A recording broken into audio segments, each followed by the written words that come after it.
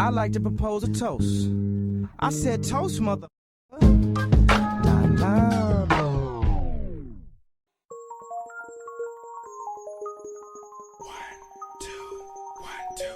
Yeah, Islam national, underground, underground, when I stop the ground. Like a million elephants, a silverback orangutan, you can't stop a train. Who wants some, don't come unprepared, I'll be there. But when I leave there, better be a household name. Weatherman telling us it ain't gonna rain, so now we sitting here. Yo, KC's Corner in the building. What is good? It's your boy KC. And you know, we here on that NBA Finals post-game show. After game 1 of the NBA Finals took place between the Golden State Warriors and the Cleveland Cavaliers. And the first thing you got to do, like I always tell you, before you step in here, you know when you come into KC's Corner, there's one thing you got to do, one thing only. Put some respect on my name. You understand me? When y'all saying my name, put some respect on it. You know what I mean? That's what it is. And also put some respect on my guest name here in Game 1 recap, and that is the man himself, Gold Trollers and Chandeliers, G5 or G-Side. Blah! Rest in peace to Myra and Miss Gladys, boy. It's your boy Aceberg Slim in the building. What's good, boy? Well, man, I appreciate you staying up late on the East Coast, man. It's almost 1 a.m. out there. I don't know how y'all be doing these NBA playoffs, man. I mean, New York don't sleep, so we up out here. That's what's up. That's what's up. So, you know, we both saw what we just saw. A beatdown by the Golden State Warriors. I don't have the final score in front of me. I think it was 105-89, I think it was. It sounds about right, 104-89. Yeah, man. Yeah, they handled business. They really got away from them in that fourth quarter.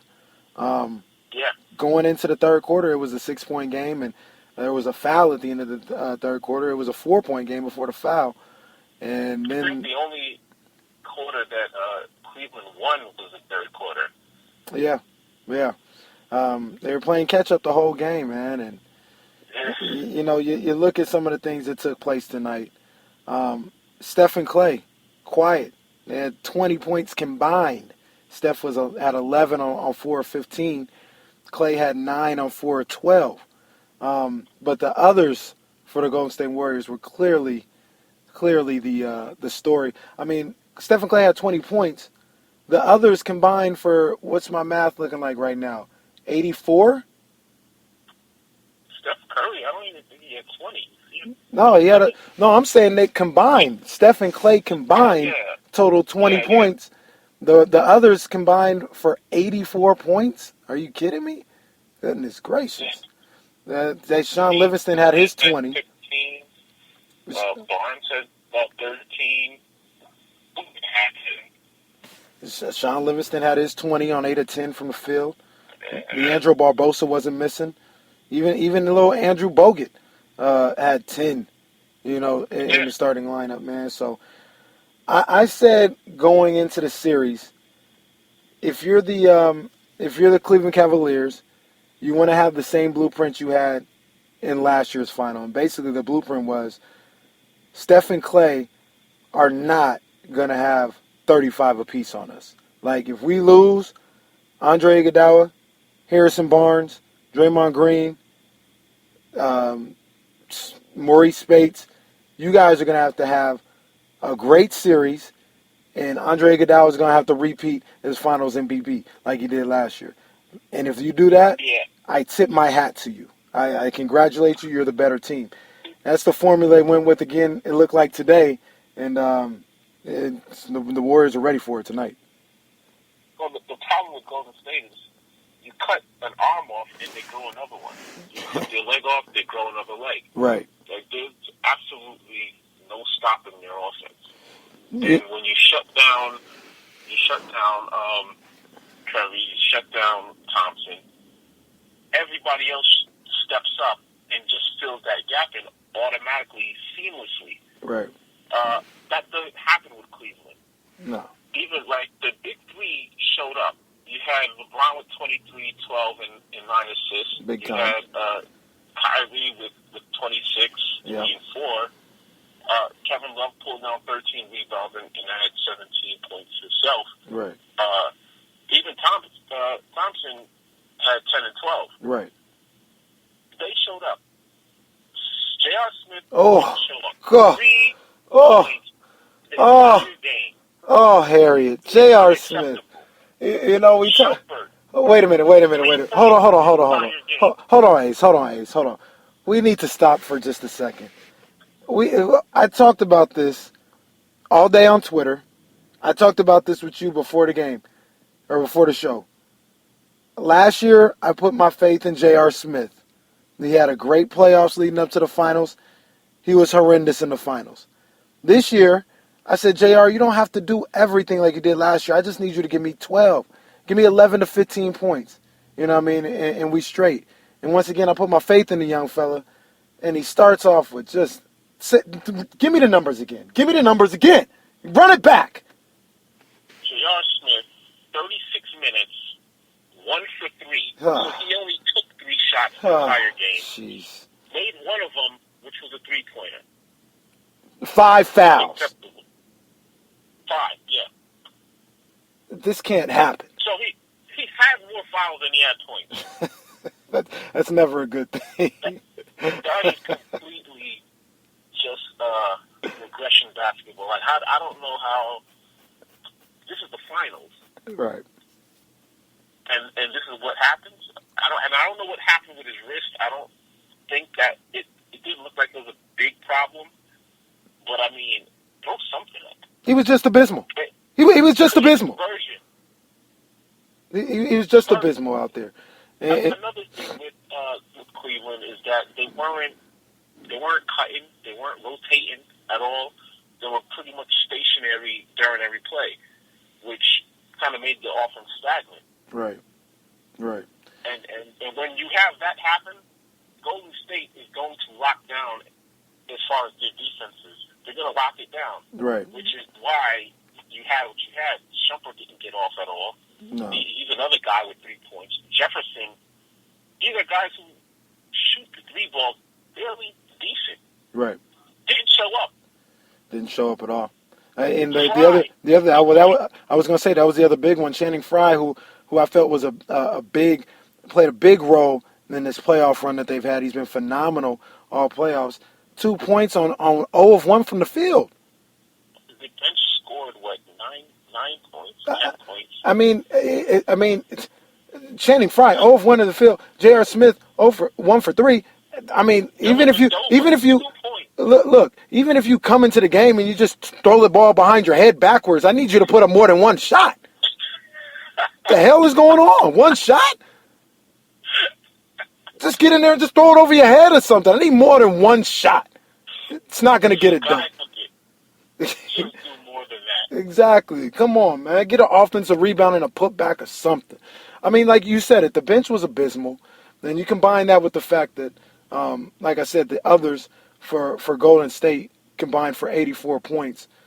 They're lucky they didn't lose by 25 points. It's only because the big 3 did show up, and that's why they didn't lose by as many points as they could have lost by. Right. Well, now out of the starting lineup, J.R. Smith is the only one who didn't show up. Right. Now, we talked about this a little bit earlier before the show, but lost in all this, I mean, it was a clear, decisive win for Golden State.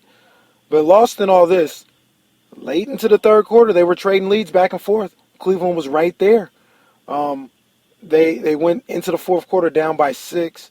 Could have went down by 4. There was a foul before the. But I think there was a foul before the end of the third quarter. But it was a game. They were there, and in the fourth quarter, Sean Livingston was phenomenal, and the game just completely got away. One thing I will say about this. He's phenomenal. In the fourth quarter, he had Clay and Steph Curry with back-to-back 3-pointers that just kind of busted wide open. Yeah, big daggers right there. Cleveland had gotten it down to 9, I think. Maybe it was 11 for sure. It might have been 9, but they had gotten it down. And they just, like you said, they busted it open. for a real homie. You know what I mean? And and, Those 2-3 pointers with a sweet chin music that just kind of yeah. They tuned up the band on that one. They tuned up the band. But I say all this to say, Golden State they're a great team. Now everybody knows I picked the Cavs to win in 6, and Warrior fans about emotional as a fan base if I've ever seen in my life. Got very upset that I dare to pick the Cavs to win this series, and they let me know that tonight the Warriors won, and it's all good. It's all good, but like I said, it's one game. As good as the Warriors play tonight, that's the Where were formula. those fans when Latrell Sprewell was on the team? Oh, you tell them Latrell Sprewell, they'll be like, who? Yeah. Who the hell is that? He played for the Knicks. But and like I said, as good as the Warriors played, if I'm the Cleveland Cavaliers, I'm looking at it as obviously it's just one game. You know what I mean? We didn't play well. We basically got nothing from everybody outside of the big three. And not only that, but the Warriors, others, simply didn't miss. It wasn't the fact that they just were getting points. Like, they made everything. I mean, I think the other guys probably shot 60-70% from the field. So was 8 for 10. Barbosa was 5 for 5. That's 80%. You know what I mean? Barbosa didn't miss. He was 5 for 5. You know what I mean? Off the bench. For 10. Like, Bogut was 5 for 7. Yeah. You know what I mean? I mean, these things are things that I don't even know if even J.R. Smith shows up that the game is different with the way the others played today. But like I said, if you're Cleveland, you have to look at it as it's one game. We got a couple days to regroup. Let's find a way to get J.R. involved. I think they got to get, like I said, if he's not hitting, he's not hitting. But they've got to get him the ball. He's got to take 8 to 10 shots. Like, they've got to get him some looks. You know what I'm saying? He can't be going in there taking 3 shots. They don't have to get J.R. Smith looks. All they have to do is pass him the ball, and he's going to shoot it, period. Why he didn't do that this game is unclear to me. Also, Cleveland missed a lot of under-the-basket shots. Yeah, you're right. They missed a lot of chippies. They missed a lot of chippies out there. LeBron missed a couple where I thought, you got to finish that. You got to finish that, LeBron. Yeah. You know what I mean? You got to finish that. You right there. You got to finish. Yeah. Now he played. I thought he played really well. You know what I'm saying? Aside from some turnovers late, but I agree. He missed some chippies out there, and a lot of them did. They've got to be better. Irving missed a lot of close-up layups, went right under the basket. Lovemate missed a couple layups right under the basket.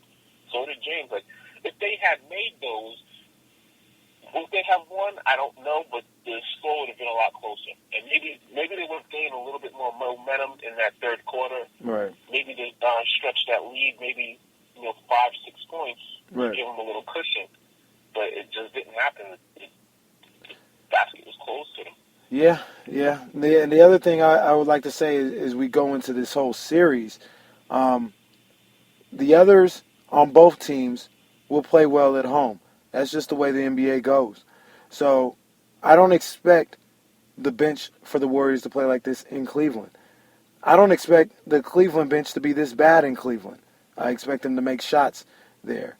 They got to figure out a way to get one of these two, though. I think they got to get one of these two. I've never played organized basketball, but yeah, you played you played street ball where you try to take me out, clothesline me, Kevin McHale style every time I go to the bucket after I was getting buckets on you. No foul. You're damn right you never played organized basketball. You're goddamn right. but I'm asking you because you have. Yeah. Is there a real difference between playing at home and playing away? Is it still the same game, the same game plan, the same skill set? What changes? For the top guys, the big threes, in Cleveland, the Steph Currys, Klay Thompsons, they can play on Mars. You know what I'm saying, and it wouldn't matter. But for the role guys, it's psychological a lot of the times for whatever reason. They just feel a little more comfortable at home. They feel more comfortable, with the crowd rooting for them, as opposed to being in a hostile environment. it sounds crazy, but it's a certain type of person that loves to play on the road, that feeds off silencing the crowd. The other guy, they just kind of fold on what's going on with the crowd. You know what I'm saying? I just never understood the difference. I mean, it's all basketball. I don't see how your skill set just kind of diminishes just because you're down the street. Right. Especially like in some of the Pacific teams, it's like Clippers versus Golden State, and like there's such a decline in play, and you're 2 hours away. That's a very simple way of looking at it, and it makes perfect sense. And to be honest with you, like these things are true. We see it time and time again in not just basketball, but in all the sports. And you're right. I don't know why it happens. You know what I mean? You got little things like, you feel comfortable being at home. You get to sleep in your own bed. You got your own routine, little things like that. But at the end of the day, it's all psychological. You know what I'm saying? Because like you said, it's still the basket is still 10 feet, whether you're in Oakland or where you're in Cleveland. Nothing changes. Yeah. Literally nothing changes except the logo on the floor and the people that's in the seats. You're right. So, like I said, I don't know how the basket just closes up when you're away and opens up when you're home. Well, some people get rattled by that, man. You know what I mean? Some people get rattled by people heckling them. They get rattled by if the other team goes on a 6-0 run and they gotta score and the crowd's going crazy. They get unsure about themselves. They get rattled, man. They get rattled. You know what I mean? When you played ball, was it like that for you? No, I loved being on the road. I loved it. I mean, not to toot my own horn, toot. You know what I'm saying? But I was one of the top guys. You know what I'm saying? I was one of the top guys where I was at home or on the road. It really didn't matter. You know what I'm saying? I would feed off the energy of the road. I was the type of dude where, I love to hit a three, maybe look into the crowd, let them know I'm here, let them know I'm making buckets. You know what I mean? A little Reggie Miller in you. Yeah, a little Reggie Miller. You know what I mean? A little Steph Curry to it. You know what I mean? I enjoyed it. Just kill these people's dreams real quick. Exactly. I enjoyed it. I loved it.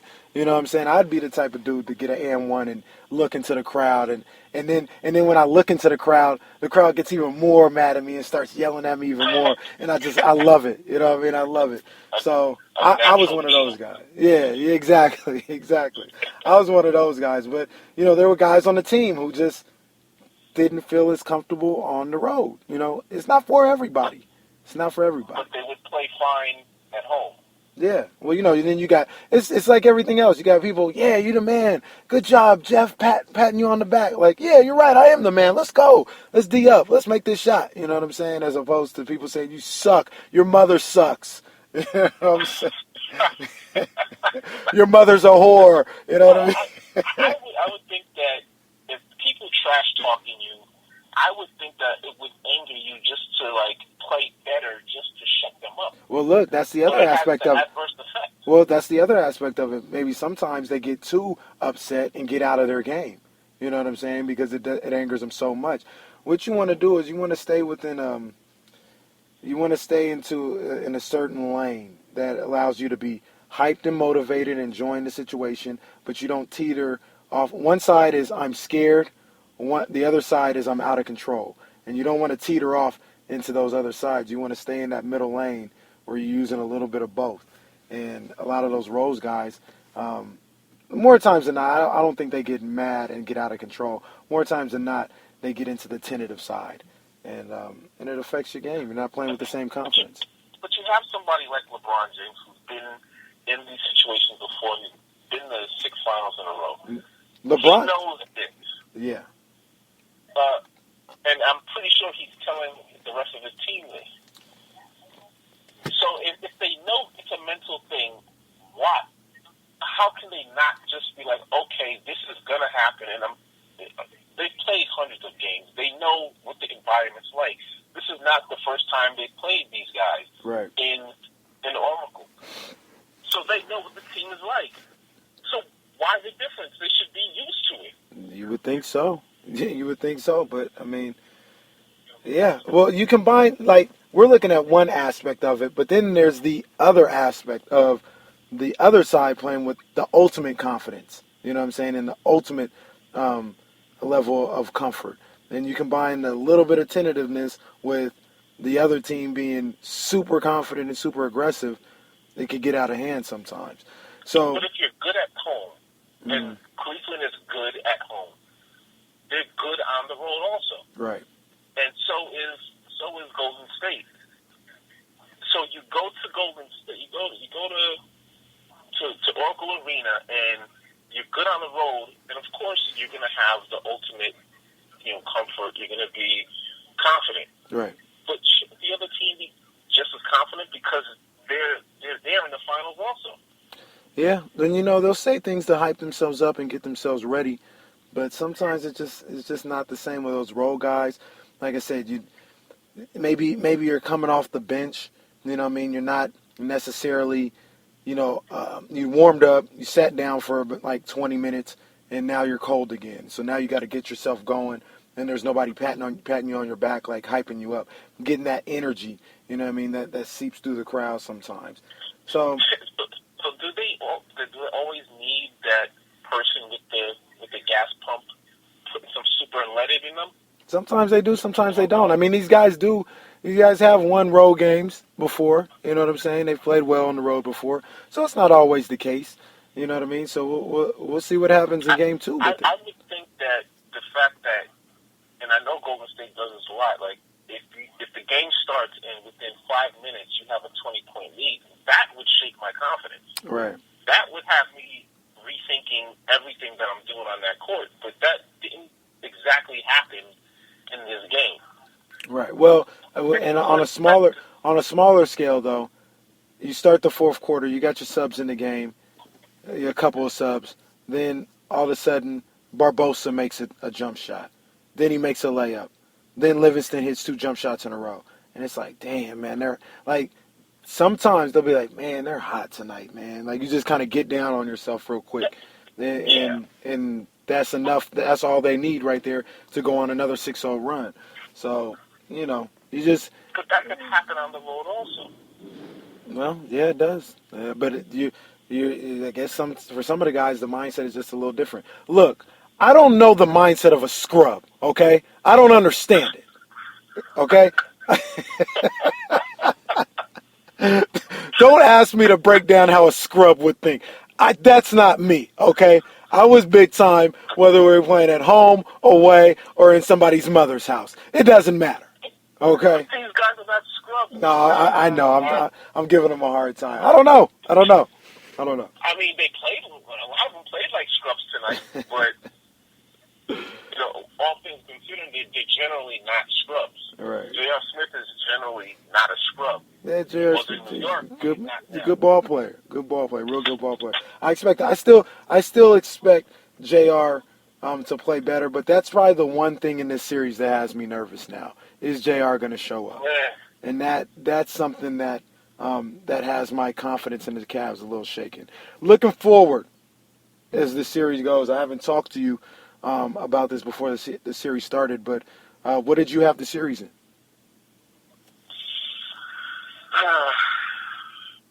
I'd say Golden State in 5. Ooh. So it's going to be relatively easy work, huh?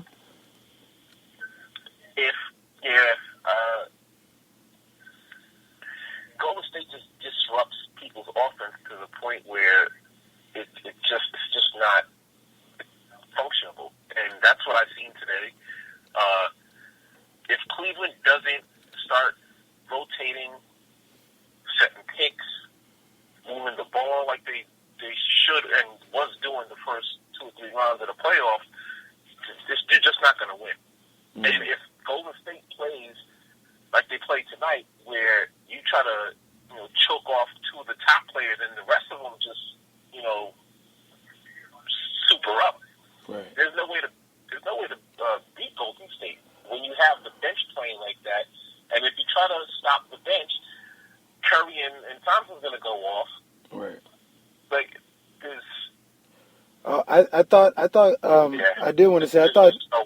I I thought Golden State did a really good job early in that game, and even as the game went along too, of getting out to the 3-point shooters. There wasn't a lot of wide open looks for the Cavs from beyond the arc, and that's a testament to Golden State's defense. And I also want to say, when you're playing a team as good as Golden State, that is so deep, that has the weapons they do, you've got to give up something. You know what I mean? That's the way they're looking at it. We got to give up something. They have to give up, give up something, and I guess they'd rather have everybody else make those shots than Thompson and 100%, 100%. Because there's something about when Clay and Steph get cooking that's demoralizing. Like it's just it's demoralizing to the other team to see Clay to see Steph dance around on you, then splash out a three. I think if they look at this series, I think if they look at what happened tonight, they'll look at it as, okay, Livingston, you had a great game. Barbosa, you had a great game. Iguodala, great game. Do it again. You know what I mean? You're not going to ask Steph to do it again because he will do it again. But you'll ask these guys, okay, do it again. I want to see you do it again. Exactly. And I don't think that, well, let me not even say I don't think that the bench can do it again because I'm pretty sure. I know Livingston, he's always going to be on. Iguodala's going to always be on. So it's just a matter of. Yeah. I don't. Yeah. Well, like I said, I'll take my chances. I'll take my chances. I can't have Steph and Clay having 35 apiece and making three after three after three. Right. If you have to pick your poison, you would shut down Clay and Curry and deal with the rest of the team and live with the results. But in order for the Cavs to do that and win, J.R. Smith has to show up. 100%. Their bench has to show up. Fly has to show up. Yep. If they don't, and just kind of watch the top, the big three play, it's not going to work. They're going to lose and go home to Cleveland. Another season lost. Yeah. These people, I keep telling people with the Warriors, they talk about defense. Everybody got to play defense against the Warriors. How you going to defend the Warriors? Look, it don't matter if you play with, an all-NBA defensive team. The Warriors are going to get 100-plus points. All right, so don't talk to me about what goes on defensively. They're going to get 100-plus points. The key to the Golden State Warriors and being able to play with them and possibly beat them is you have to be able to score with them, period. You have to be able to put up the points. 89 points is not near enough.